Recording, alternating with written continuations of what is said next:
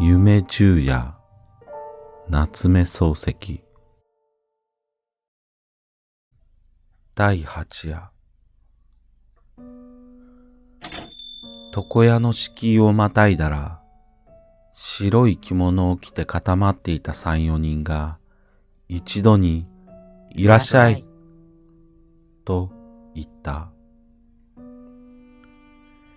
真ん中に立って見回すと四角な部屋である。窓が二方に開いていて、残る二方に鏡がかかっている。鏡の数を勘定したら6つあった。自分はその一つの前へ来て腰を下ろした。するとお尻がぶくりといった。よほど座り心地がよくできた椅子である。鏡には自分の顔が立派に映った。顔の後ろには窓が見えた。それから帳場格子が蓮に見えた。格子の中には人がいなかった。窓の外を通る往来の人の腰から上がよく見えた。正太郎が女を連れて通る。正太郎はいつの間にかパナマの帽子を買ってかぶっている。女もいつの間にこしらえたものやら、ちょっとわからない。双方とも得意のようであった。よく女の顔を見ようと思ううちに通り過ぎてしまった。豆腐屋がラッパを吹いて通った。ラッパを口へあてがっているんで、ほっぺたが蜂に刺されたように膨れていた。腫れたまんまで通り越したものだから気がかりでたまらない。生涯蜂に刺されているように思う。芸者が出た。まだお作りをしていない。島田の根が緩んで、なんだか頭に締まりがない。顔も寝ぼけている。色艶が気の毒なほど悪い。それでお辞儀をして、どうもなんとかです、と言ったが、相手はどうしても鏡の中へ出てこない。すると白い着物を着た大きな男が自分の後ろへ来て、ハサミと櫛を持って自分の頭を眺め出した。自分は薄いひげをひねって、どうだろう、ものになるだろうか、と尋ねた。白い男は何も言わずに手に持った琥珀色の櫛で軽く自分の頭を叩いた。さあ、頭もだがどうだろう、ものになるだろうか、と自分は白い男に聞いた。白い男はやはり何も答えずにチャキチャキとハサミを鳴らし始めた。鏡に映る影を一つ残らず見るつもりで目を見張っていたが、ハサミの鳴るたんびに黒い毛が飛んでくるので恐ろしくなってやがて目を閉じた。すると白い男がこう言った。旦那は表の金魚売りをご覧なすったか？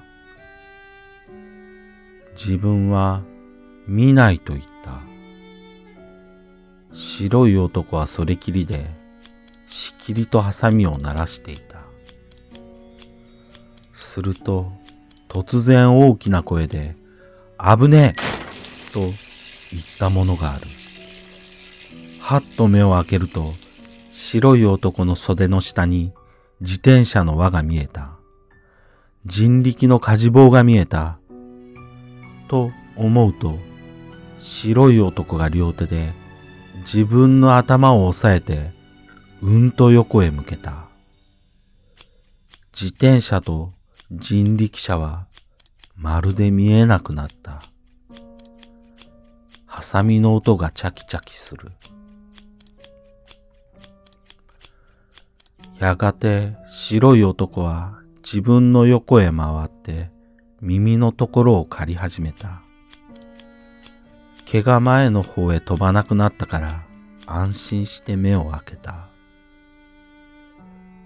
泡餅や餅や餅やという声がすぐそこでする。小さな杵をわざと臼へ当てて拍子を取って餅をついている。泡餅屋は子供の時に見たばかりだからちょっと様子が見たい。けれども泡餅屋は決して鏡の中に出てこない。ただ餅をつく音だけする。自分はあるだけの視力で鏡の角を覗き込むようにしてみた。すると帳場格子のうちにいつの間にか一人の女が座っている。色の浅黒いまみえの太い大柄な女で、髪をイチョウ返しに結って、黒ジュスの半襟のかかった素合わせで、縦膝のまま札の勘定をしている。札は10円札らしい。女は長いまつげを伏せて、薄い唇を結んで、一生懸命に札の数を読んでいるが、その読み方がいかにも早い。しかも札の数はどこまで行っても尽きる様子がない。膝の上に乗っているのはたかだか100枚ぐらいだが、その100枚がいつまで勘定しても100枚である。自分は呆然としてこの女の顔と10円札を見つめていた。すると耳の元で白い男が大きな声で「洗いましょう」と言った。ちょうどうまい折だから椅子から立ち上がるや否や帳場格子の方を振り返ってみた。けれども格子のうちには女も札も何にも見えなかった。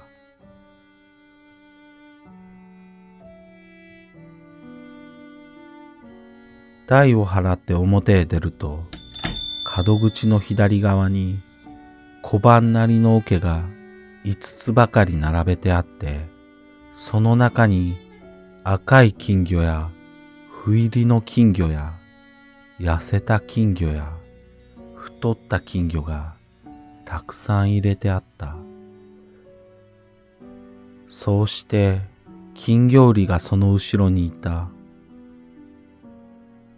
金魚売りは自分の前に並べた金魚を見つめたまま、頬杖をついてじっとしている。